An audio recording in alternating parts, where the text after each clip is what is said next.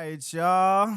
Welcome to the Trap Advisor. This your boy Pancho Man here today, and I have another special guest in the building. The big ride man, Ryan, man. What's up, man? Hey, how y'all doing, man? I appreciate you for having me, bro. Man, it's a long time overdue because we tried to do a podcast like 5 years ago or something. Like it was About that. Yeah, It was when yeah. you was living way far out. I remember. No, it was actually around here. It was down the This street. this is far Deer out for me. Springs, yeah. Like, yeah, he's over here, man, and man was trying to shoot it on the camera and had the lavalier and Yeah, you know what I'm saying? Yeah. Just experimenting with that one. Yeah, but I had messed up on it. I remember like I did something wrong with it, like it didn't connect right or something. I don't know. And I was See, that didn't even skip my mind. We actually shot out an episode in a sense, or we had like a sample of an episode. We was kind of like just chatting, and then we just happened to hit record and was going in for a minute. Yeah. That was some deep shit. Yeah, and I think I still got it somewhere, bro. It's No, tucked somewhere. I swear to God. If you really got the recording, you got to send it to me. Yeah, I will. I'm gonna find that 'Cause motherfucker. we was on one. Yeah, man. It was fun, man. It was fun, but it is now we came back around, man. The 360. double back, yeah. But then it's the Trap Advisor now. So, man, tell the good people, man, some a little bit about yourself, a little bit of where you from, man, and you know what you do. Okay, first, I'm born and raised here in Las Vegas, Nevada, 35 years. I used to, I'm still the owner of Bluntness. Bluntness, shout out Bluntness. Yeah, sir, the cannabis clothing brand, and what I was doing my podcast with originally when I first got into the YouTube stuff. Um, yeah, I'm a father of 3 girls. Um, beautiful wife, engaged. But yeah, just living life, bro. Just trying to figure out the next thing, which is trying to move into the matcha stuff. So yeah, that's the transition we're going from one green plant to another green plant. So I think it's a smooth transition and kind of like in line with who I am and the type of vibe that I bring to everything that I try to do. Okay. Yeah, man. You a real trapper, man, because I always see you coming up with something, man. My man always plotting on something and coming up with a new scheme, man. Man, we done seen the podcasting, and you done seen your boy. I remember you was coming with the beans. Yeah, You know what I'm saying? Yeah. I ain't even gonna lie, I'm mad about beans is because only reason why I crashed out on beans is because somebody was already using the name in the same lane, and which was super shocking. And I was like, damn, I guess I wasn't the only one kind of like on that wave. But yeah, that's why I kind of eventually gave up on that. I was like, there really was no way around it with somebody already kind of having that name. It would have been hard for me to like even pull it off. So I just kind of like, it was like I didn't invest any money into it yet. I was just kind of building the social engagement aspect of it. So I felt like I was doing a better job than the other brand was at like selling the concept of just the name alone. You was on it. You was running Yeah. a bean campaign. Yeah. Beanie man. Yeah, but it just like, everything ain't gonna always work. So I'm always quick to like go on to the next thing.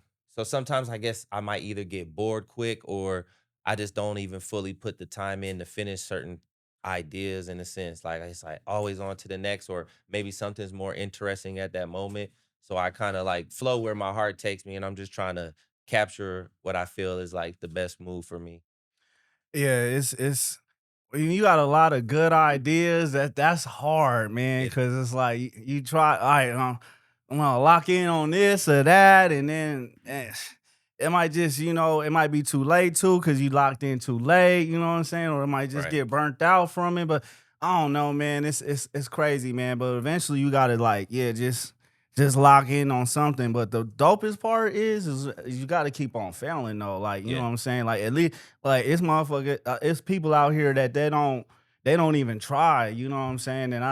But so that's why I respect it. You know what I'm saying? Like you out here, man. You really show it too, because man, I used to post up a lot though, man. You used to be up on that ground going crazy, man. Yeah, nah, you gotta like really put yourself out there and make yourself accessible to the world. Sometimes depending on what it is you're trying to do, like these streamers and all this different stuff that people are getting big on now. Like it's all based on just getting to know people on a deeper level and allowing people into your life.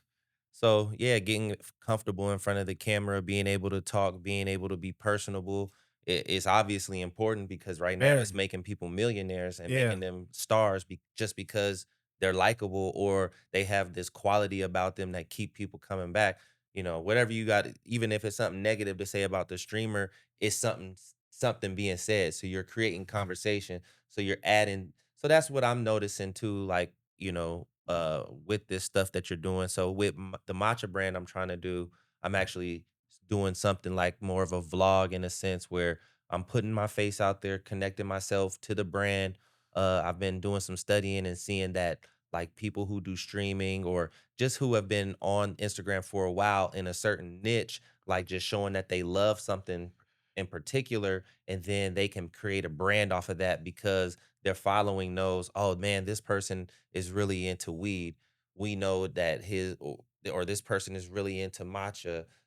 So he's gonna make his own matcha brand and source his own leaves, and now everybody's gonna buy that matcha. Or somebody who's super popular in the weed community, he decides to make his own strain. It's just the same shit, you know what I mean? If people know you to be popular for something, just like when Snoop Dogg came out with weed, everybody was like, "Oh, when is Snoop Dogg gonna come out with his own weed?" Like because we assume like somebody who's that deep into the cannabis industry, or I mean into the cannabis game and been smoking weed that long, it's just a matter of time before they get their own strain. And that's kind of the domino effect that started happening in the cannabis industry. Once it kind of got some money behind it, it was like, oh, well, what celebrity is really big into weed that we could just slap their face on some logo, on some weed packs and we'll sell millions of it. So No, but you know what was happening though at the same time was what they found is the celebrity back end, like the celebrity strains, is not even selling. People wasn't even caring well, because plus first they're selling two at a premium. at a premium, but then it It's even not good. but then it's not even premium Exactly. That's what it's because it's not just good. like yeah, it's like mediocre, but they just trying to win off the name. And a lot of people are like, bro, Nasty. like when it come to tree, it's just too.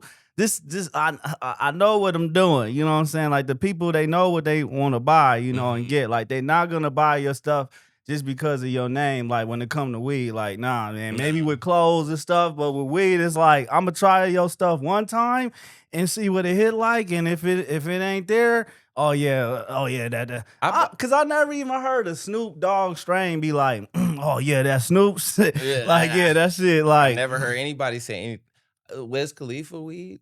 you, you know what? It just depends on where you at because Different people are growing it. yeah, exactly. Like the California version, that's the real KK, but the Nevada, the Vegas, what they got in the dispensary, what they're growing out here, yeah, that's some other KK. That's not no good. That's not a good one to be like, oh, I smoked some KK because I would look at you like, hey, Damn. you thought that was some fire, oh Yeah. yeah, man, this is weird. Like, nah, man, it's different, especially Cali. That's where it came from, that Khalifa Kush is in Cali. It's And, it's kinda funny to think about where the weed game did come from because I remember back in high school, I didn't really start smoking weed on a regular basis in high school until, like, the end of my senior year, to be honest.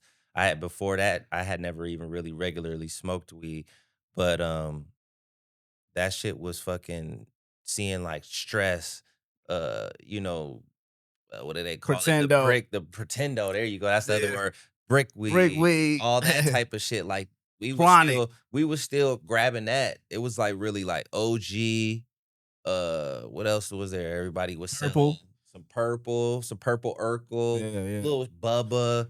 So yeah. it's just funny now to see, like, where the weed game didn't come from and, like, where it's at now, and I feel like the quality of the bud is too also not the same. What are So you saying? It got worse? I don't maybe back obviously when you first start smoking weed, it affects you differently. So you're gonna feel like you way higher. So your tolerance level is different 10, 15 years later. But I do feel like the weed back in the day was like it was more on a natural tip. You know what I'm saying? It wasn't all this and obviously there's always been synthetic shit, but I just felt like there was more love put into the plants before it was this overly consumed plant. It's just like anything else once something has to become mass produced and people need it at a rate that you weren't regularly growing it at, it becomes The an diminished. huh? Diminished. Yeah, now the same love isn't put into it. Just like with Yeah. this matcha craze that's going on, that right now everybody wants matcha, so there's a shortage. So they're not used to growing that much, but they're scared to step up and grow more because what if they grow more and then they don't sell it, then they just got a whole bunch of shit that they don't sell. Mm-hmm. So I don't know. It's just like one of those things where I'm kind of lost on what I was even talking about for a second. Well, we was talking about, that like the weed, you know what I'm saying? Oh, yeah, the weed, the quality of the weed. Yeah, yeah. Just having it come out quicker now. Before people weren't needing weed by the tens and hundreds of thousands of pounds that they needed it now because it's consumed uh recreationally. And the demographic is a lot bigger than it was in the 90s. But this is the thing though, like you talking about the dispensary, the legal. Cause But there weren't dispensaries back in the 90s no, or early 2000s. There weren't dispensaries. So people were just growing weed from well, how home they growers. had dispensaries. When? In the early 2000s, where? Yeah, in California. When was the first dispensary in California? I'm just asking for knowledge. I don't I even would know. I would man, I would say like early 90s for sure, like a 92 type 92, stuff. they had dispensaries? Like a dispensary, like one dispensary for sure. Like, yeah, like in San Francisco or something. It might even gone back to like 89 or something, but like they definitely had like a medical program. And then in the medical program, they had like you can go to like a facility, you know what I'm saying? Okay. Like they had that going. Steve D'Angelo, I think, he's one of the early people. Okay. I think I said his name right, but Cali has had it for a while, bro. Okay. And it's real dispensary, but it was really good. It was hot. That was medical grade. So like it wasn't recreational. It was medical Only grade. for patients who needed it. Yeah, Like, and they was getting high quality. Like these growers was really growing some really, like well, and even now, like I feel like those growers even that was growing that, like they stayed like they didn't sell out. Like mhm. that's why I always got mad love for the underground because they got the flavors all day, every day, but you just gotta have the right plug because if you go into the dispensary, and not all, some dispensaries carry some high grade. But they just gonna hit you for it. Depending where you at, cause what if you in Oregon or something? Like Oh, I'm thinking it's you talking cheap. about Vegas. In Vegas they gonna hit you for sure. Yeah, Yeah. for man, you getting taxed out the woozah out here. I mean, if you want to smoke, like just like if you want to smoke high quality, you paying minimum 40 something for the eighth, 40 to 60 range, up to Easy. 70. Yeah, for an eighth, like Yeah. on a normal, and even if you want it, but if you want to get lower grade, then we talking about like from like probably 17 to 25. Yeah. You can Y- grab that all day. Yeah, but it's radiated, Mhm. it's just got all type of weird stuff going on with it, the what's it called, it soil mass all over it, and you Mhm. smoking that. It's like man, but so that's why I'd rather go to the streets and get the heat, you know what I'm Mhm. saying? Because it's not all of that going on, man. You just gotta Right. have the right plug that's really tapped in with the right flavors. Right. The game, man, it's really changed a lot. I'm glad that it kind of went legal because of the fact that you don't go to jail, for it Yeah. like that. Like, But ultimately not getting caught selling anything is always part of the plan anyway. So, you know, and if you're doing anything on a large scale anyway, you already know that's related to jail, regardless if it's legal or not. So, I don't think there's too much like on the trapper side of things, it plays a small role. Like if I get pulled over and I'm going to serve somebody a sack and I got an eighth bagged up, he don't know if that bag is my bag, somebody else's bag. It's just a bag of weed that I could legally have rather than back when weed wasn't legal at all and I had that eighth a bag and he smelled it on me, then I could still get a ticket or end up going to jail. So, that's the difference between it. But on a larger scale, if you moving weight, like shit, whether the weed is legal or not, if I got a QP in the trunk or I got two zips on me, I don't know if did we switch to two zips now out here in Vegas? 56 two and a grams, half two and a half for zips recreational. you could have on you. Yeah, I believe so. So yeah, That's a good amount. yeah. I'm about to say now you don't really need more than that, but at the same time, you And know, even if you in a car full of people, right? Then it's based off of like it adds everybody amount. mm, So you can have a quarter P up in there. with multiple people. Yeah. Oh You have yeah, so 40 yeah, pound, you know. this his zip. That's his zip. This Yeah. my zip. Yeah. Like, what you gonna say? That's her zip. You're like, all right, you know what I'm saying? Well, can you, unless somebody was stupid and was like, it's all mine, you know, it's like, you Yeah. gotta just be smart. Divvy you it know? up. Do some math. If everybody get 2.5, how many can we make? Trapper math. 4 times 2.5. Do the math. Yeah, math better be on point that day, man. Yeah, but it's dope to live out here, man, in this in a sense, in the it's- legal state. Yeah, you know what I'm saying? Because it's still crazy to me that it's like, man, it's federally illegal though still. So technically, like all the dispensaries is still like they trapping. You know what I'm saying? Yeah, they're official trapping. Yeah. And you know the funny thing about the dispensary that make me laugh the most is like, cause I wasn't buying from the dispensaries when they first went legal. Like I wasn't really supporting that shit. So I at one point I when I saw like what they was doing, texting people every day with deals. And I'm like, dog, these motherfuckers is just like the weed man, but they worse. Like they text you every day. They got a deal each morning. Like, yo, good morning. This is your day. It's July 15th. Like, bro, chill out. Like, y'all worse than the weed man. But then when a motherfucker had text the weed man before, they would be all stressed out talking about some, why you always texting? What's up with the deals? Like, dog.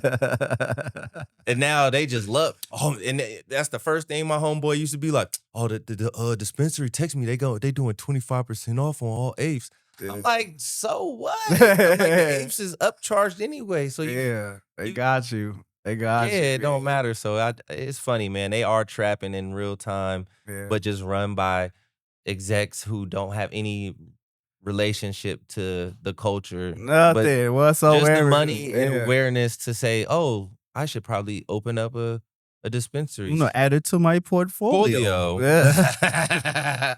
We can talk about it that day. Whatever, you know what I'm saying? Them eyes wide shut parties and shit they be going to and shit, man.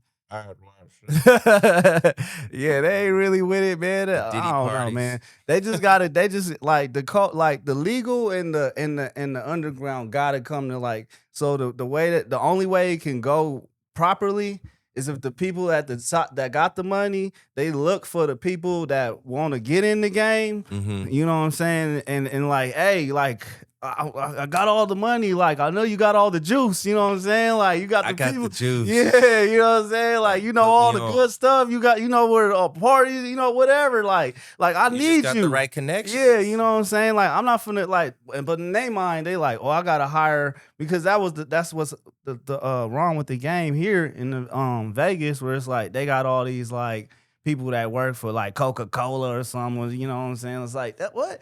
Like, why y'all hiring like these people that don't have nothing to do with Tree, which I think like just because they know how to run the business, like I can't knock that. Like no matter what, yeah, but it's an not advisor. Have they ever heard of an advisor? Yeah, you know, like at least that, like how, you know what I'm saying? Bringing an advisor, someone from this, and pay them, you know, compensate them well. Yeah, for that knowledge. They need a trap advisor. Shit. You know Did you see that law that just got passed in Florida? They passed the law where if you have like any prior weed conviction, you're not eligible to get your medical card. Oh damn. And they're talking about that they could bring that to any state. So it's some weird shit that could happen that motherfuckers gotta watch out. So like, yeah, it's all type of stuff, man, going on. But it's some good, man. I like the news in Texas with the Supreme. It's like a high judge that struck down the fact that you can have your CCW and your medical card. Because what? Because you're saying like that's not like you're taking away somebody's rights to self defense. You know, it don't have like it don't matter if they got a medical card. You know what I'm saying? That doesn't matter. That's It's big. still your That's right big. to bear arms. You know, so But then where do we draw the line? I, For people to handle a gun like with narcotics or under narcotics. And I don't know. I don't think weed impairs you crazy, but there have been instances where people on cannabis have gone and done crazy shit Oh and yeah. done wild shit. So But it's probably eh, very few. Like it's probably less than 10. You know, that would happen in a year or in 10-year span or something mhm. like that happening. Like statistically, like come on. You know, like it's just accountability. You know, like hey, they allow you to drink alcohol. You know what I'm saying, and drive a car. You know, there's bars everywhere, and they like that's saying that like okay, we trust that you can go inside this establishment and when you come out, you'll be good enough to drive, you know. Right. So it should be like the same with weed. Like, don't treat it like something like oh, you know, But like at the same time, think of it this way: operating a gun under any circumstances other than sober is scary to me. I don't. oh You yeah, get what I'm? That's you what ain't I'm can trying to get at. Like nah, you ain't whether you condoning it. on shrooms, weed, alcohol, ecstasy, I don't give a damn what drug you on. Yeah, If you're handling a firearm, that becomes dangerous at that point. yeah, Even weed, even if you know what you're doing, because you just a little bit off. yeah. You know what I mean? And anything can happen. I don't think that you know if you have a CCW that then automatically means that you just gonna be having a blunt in your mouth and just walking Walking, around and yeah, like, now hey, that's I'm gonna wild. blow air, I'm gonna blow you sky high, like what, man? But I would be a damn fool to sit here and believe that there aren't people who are intoxicated walking around with firearms. Oh yeah, man. There Think be about people do drunk you, on how pills. like just if you randomly was throwing out a percentage, how many people who actually have firearms that go out there with them are intoxicated? If you had to throw out a percent, I'll say how like many of them are intoxicated? I'll probably say like 15%. That's a fair. That was about kind of like Yeah, toss it out there and kind of yeah. get a gauge. That sound about right. I But think that's most people are generally responsible. yeah. Like I don't want to say that it's like if we Acting like speak, people are just crazy, but yeah, there's a lot. You have to think about how many ignorant people have guns yeah. who are out there. But Not even if bro, like they just gonna hurt themselves. Most of them ignorant people like do when they do that, they end up either shooting themselves, like not even shooting somebody mhm, else, because they just not properly like universe be like, yeah, you slipping, like yeah, impaired thinking. you shoot you in the foot, bro, shoot your left nut off, dog, like cause you think like Yeah, smoking and drinking and having your pistol and like yeah, you got to know it's responsibility, man, especially a firearm. It's like yeah, man, you can't just be out here, but it's still, you're right. Like, you know what I'm saying? Like, you can have a firearm because if people is allowed to take pills and drink, you know what I'm saying, and even smoke a cigarette, bro. Like, yeah, it's always influence going on, So it's like, it just doesn't make sense on the weed aspect. Like, oh, this is where yeah, we stop and draw the line. Like, that the yeah. judge is right, you know what I'm saying? Like that's your right to bear arms. It doesn't matter if you That have a sound like it should pass in Vegas soon for us I should because because we're a gun happy state, but we're safe. I feel like Vegas is for being a gun happy state. We have, our incidents like any state, but it's it's not been a lot blown of out. road rage recently. Oh yeah, it Some has been road crazy. It rage. has Like been I'm crazy. like, Yeah, hold on. you got to be careful out Dude here. just a dude got rear-ended. He got mad, tried to chase a dude and stab him, and then gets killed. I'm like, dog, you can't be out here. You got hit from behind. You got met. You got upset and end up dying. And that's where I be talking to people sometimes too about like you don't always your ego don't always gotta win. Mm-mm. You know what I'm Mm-mm. saying? Don't Especially always when gotta you out win. on the road because tensions is high because you're Very already high. driving, yeah.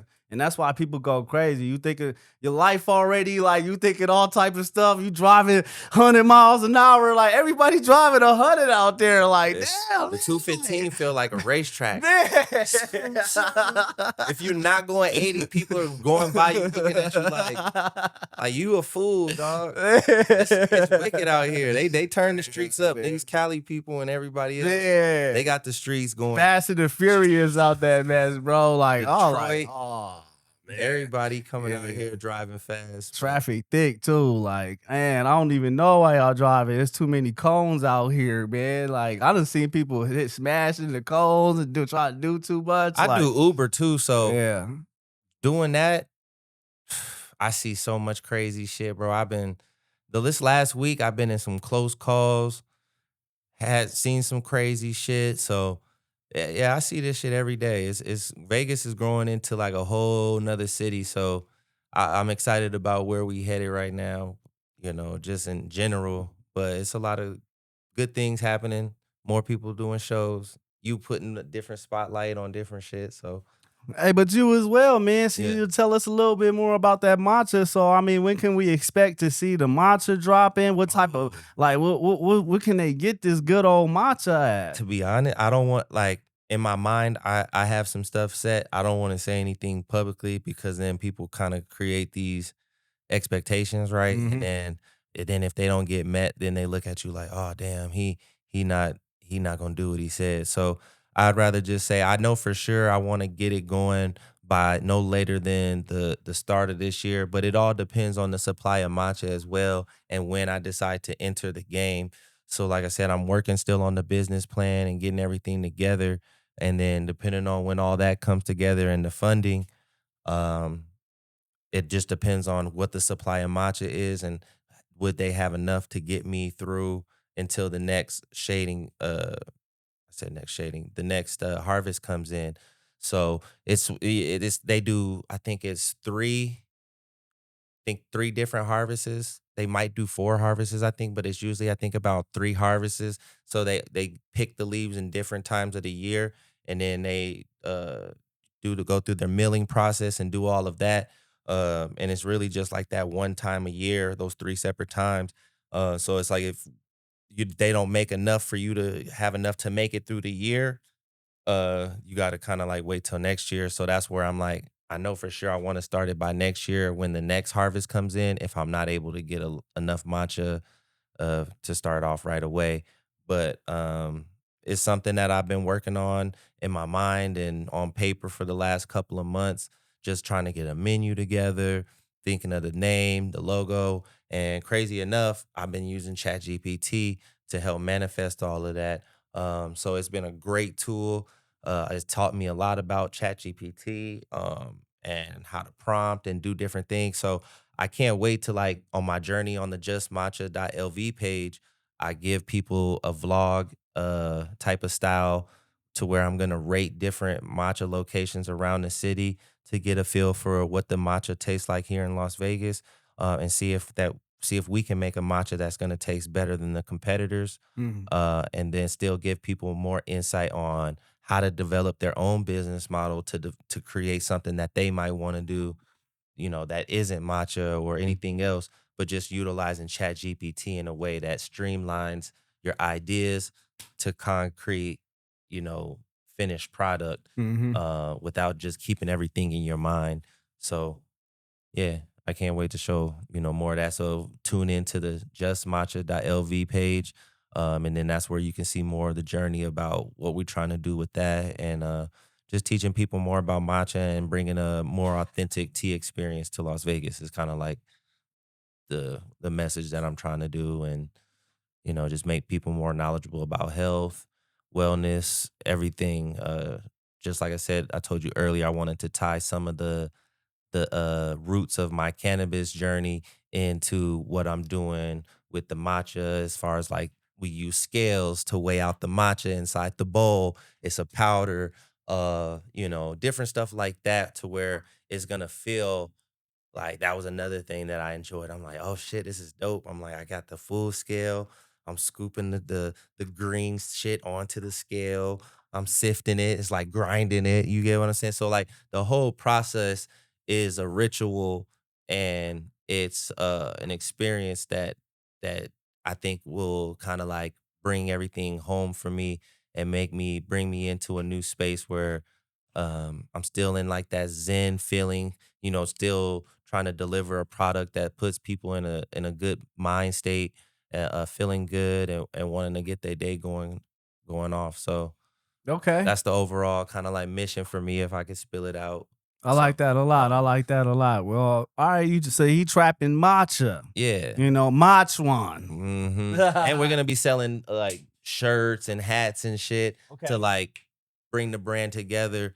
So different stuff where people will be able to rep the brand. So it'll kind of like bring what I was doing with Bluntness, creating clothing and creating a brand. You know what I mean? Like that's always been like my dream in a sense was to create a brand. Mm-hmm. It don't matter what the brand is, you get what I'm saying, whether it's in food, whether it's in cannabis, whether it's just a straight up clothing brand. I wanted to create something where it's a name, it's a product, and there's something we can an ecosystem we could build around it. Oh, it's like the marathon. Yeah, that's Yeah. essentially like You know?